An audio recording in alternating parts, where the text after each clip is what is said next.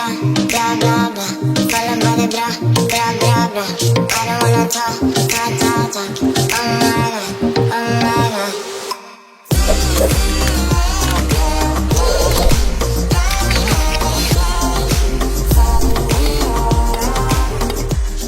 What's up guys, welcome to Trending Reviews. So I just want to start off by saying a big thank you to all my subscribers. I've just hit 10,000, so I'm very happy. If you're new to this channel, then make sure you hit that subscribe button. I cover a whole range of tech, from camera equipment to smartphones to other little gadgets, headphones and this kind of stuff, even car technology as well. So I'm pretty sure you're going to really like the reviews that I have coming out in the near future. Take a look at all of my previous reviews, and if you do like them, then please go ahead and hit that subscribe button. It really helps the channel out. Today I'm pretty excited. I've got this new gadget here. This is called the Lepow portable monitor. So it's a 15.6-inch portable full HD monitor that I'm going to set up and just showcase a whole bunch of use cases and scenarios for it, give you a quality and a setup review. So let's just get straight into it. Let's go ahead and open up this box. It's a very clean looking box, kind of like the Apple products. So quite a few things in here. We have the user guide, a gift card, a customer service card. This is really cool. You have yourself a screen protector for the actual monitor. Let's go ahead and lift this up. Take out the monitor. That is very lightweight. It only weighs 1.7 pounds. It's absolutely light. It pretty much resembles a very larger version of my iPad Pro, which I think is just awesome. I'll open this up in a second. Let's just see what else is in the box. So you have yourself a few cables.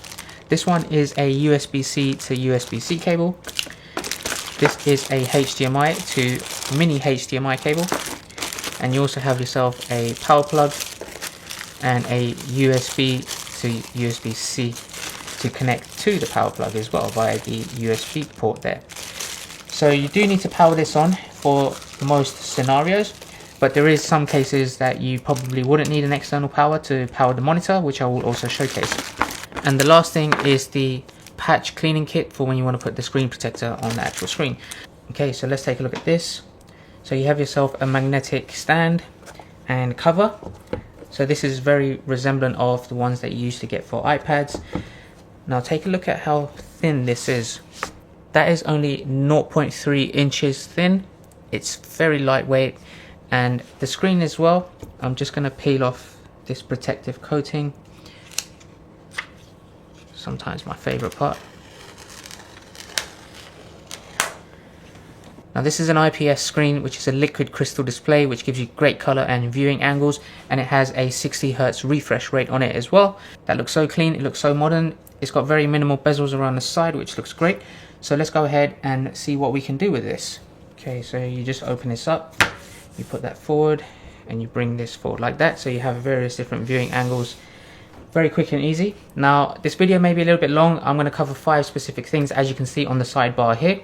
So I will leave them chaptered down below as well. If in case you wanted to skip to any of those categories, then you can do that. Otherwise, let's just get straight into it.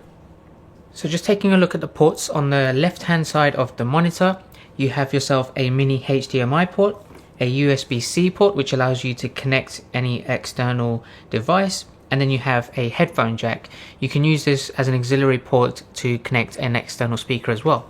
On the right hand side, you have another USB-C port, which is used to power the monitor. You also have a roll button, which actually allows you to scroll through the menu and the on-screen display.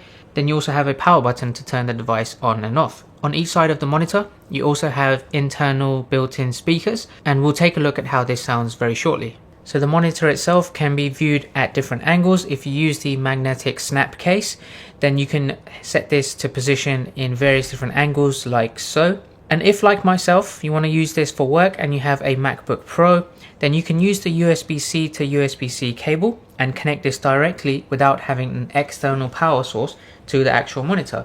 So you wouldn't need to plug this in and have this powered on separately. You can just use the USB-C port on the left hand side and draw in the power from the MacBook Pro to power the monitor. Now there's a couple of ways you can use the monitor. You can actually extend it as a second display to your MacBook or your laptop or wherever you're using it, or you can mirror it. So if you are doing presentations and you want to show something to someone else of what you're seeing, then you can also do that and change that in the settings.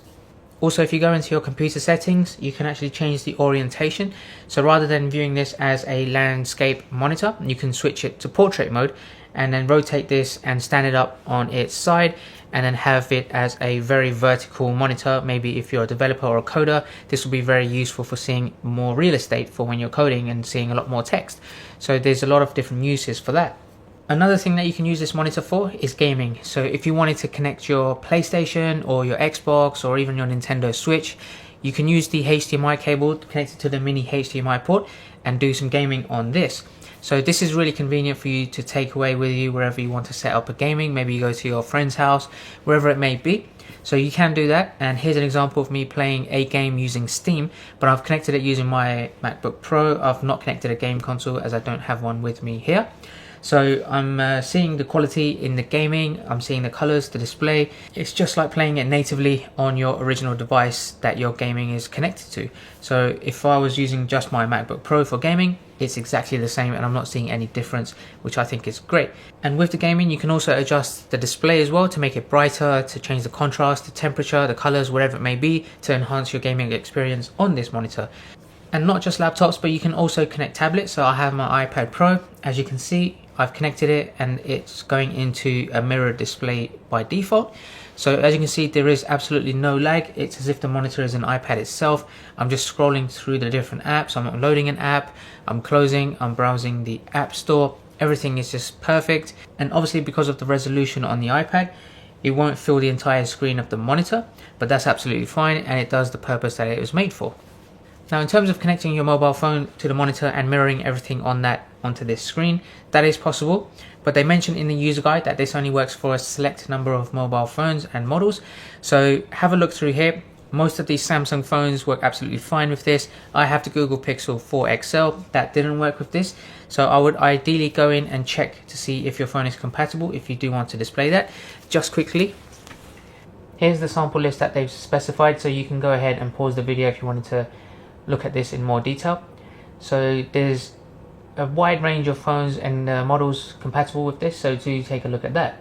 And if you have one of the older MacBook Airs, you might not have a USB-C port, you might not have a HDMI port, then what you would need to do is get a Thunderbolt to HDMI adapter, put that into your Thunderbolt port, and then connect the HDMI to mini HDMI on the monitor, and it will work absolutely fine.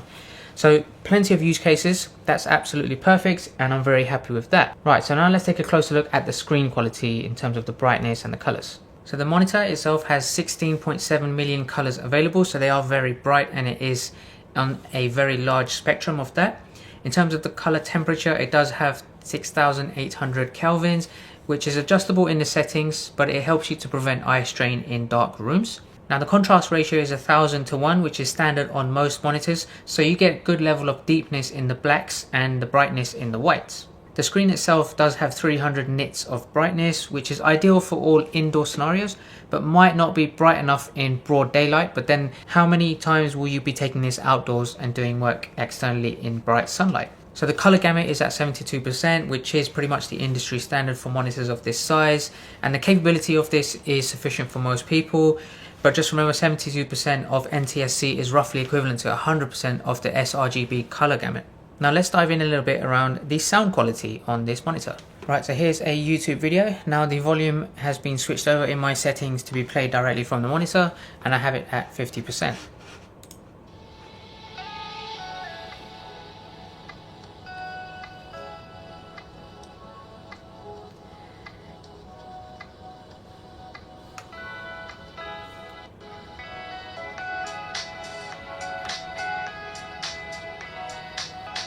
So it's pretty quiet. I will put the volume up. All I have to do is put the roll button down and then the volume thing comes up, and then I can put it to 100.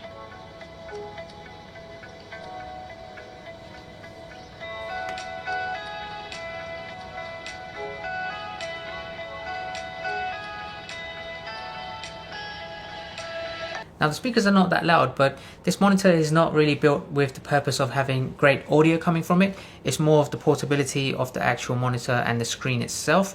So I wouldn't really recommend using this to play out music or your videos or movies or anything like that. Of course, if you do have an external speaker, then it will be great to set this up with this using the auxiliary port as well. So final thing to check is the video quality on how this displays on this monitor.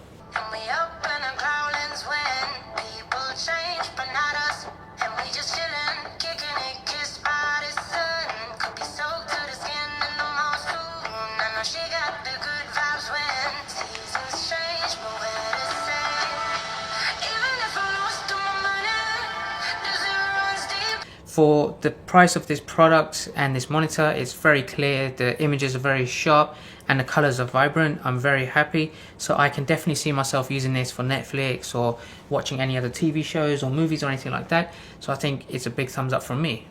Okay, and finally the on-screen display. So here, if you press the roll button on the right hand side of the monitor, you'll bring up the menu. If you cycle through, you can go through image, color temperature, the OSD settings, reset and miscellaneous.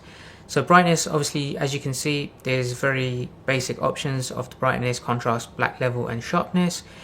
On the image, you can do a couple of things here. In Eco, you can change from standard to RTS, FPS, text, movie, game, or back to standard. So depending on what you're doing on the screen, this can be adjusted accordingly. If you go to DCR, then you can adjust that here. If you turn that on, if you go back to the main menu, brightness and all of the other adjustments here are disabled. So to re-enable that, you'll have to go back and turn DCR off, like so. You can change the aspect ratio of the monitor as well, from wide to 4.3.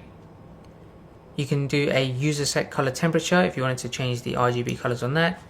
Language, timer and transparency, of course the main settings for the OSD. If you wanted to reset the device, you can do that. The volume adjustment can be done here, or you can just do it manually with the roll. But I would suggest maybe leaving this on mute as well, because the speakers are probably not the greatest on this, so I would use an external speaker or something else to play your audio through. And then finally, the miscellaneous, so your signal source, if you wanted to change the output coming from maybe HDMI, then you can do that here, or you can change the HDMR mode to on. So you can do that, or leave it on auto. So those are all of the basic menu options on the on-screen display. Okay, so thanks for watching. Now I'm very happy with this. I will be using this as a second monitor to my MacBook Pro. It's £189 on Amazon. I'll leave a link in the description below where you guys can check this out. I highly recommend it if you are looking to expand your working experience from home, for example, or if you just want something to take with you and showcase to other people, do presentations, whatever it may be. I'm sure you'll find a use and a purpose for this. Very happy. If there's anything else you guys want to know, as usual, drop a comment down below.